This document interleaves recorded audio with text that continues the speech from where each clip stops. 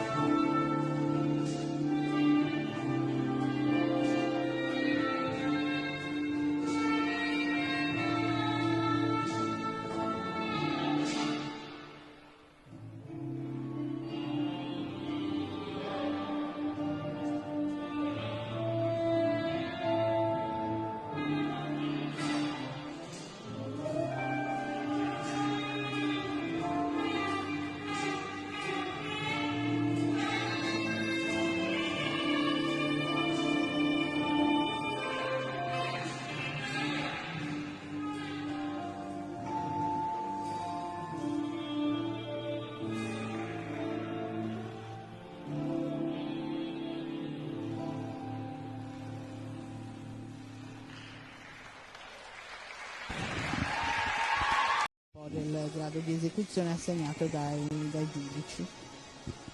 Ed eccola sul Kiss and Cry in attesa appunto dei punteggi che, come ci stava dicendo Franca Bianconi, tanti elementi erano sotto review, quindi stanno ancora lavorando. Esatto. Qualcuno ha già inviato il punteggio, pian piano si stanno accendendo le luci verdi, come noi notiamo dal nostro monitor.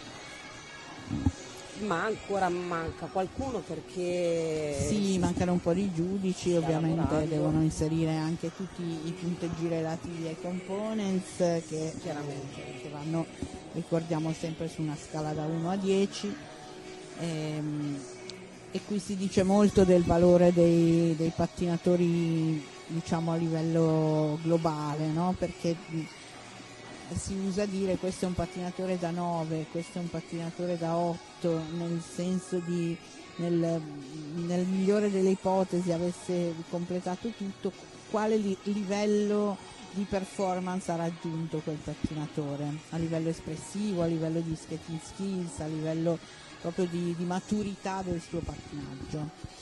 E infatti ai mondiali quelli che poi vincono, quante volte ci sorprendiamo ancora quando vediamo qualche 10, perché quel 10 rappresenta la perfezione e viene dato veramente in maniera diciamo poco generosa, ecco. sì, se ne vedono veramente pochi.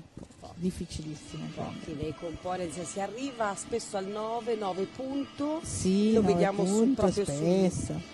sui top, però 10 è una rarità. Sì, con parsimonia viene dato. È arrivato il punteggio 49,28, è momentaneamente quinta, 22,83 nella presentation, 26,45 nella parte tecnica, quindi resta dietro anche a Linea Seder della Finlandia, non è tanto soddisfatta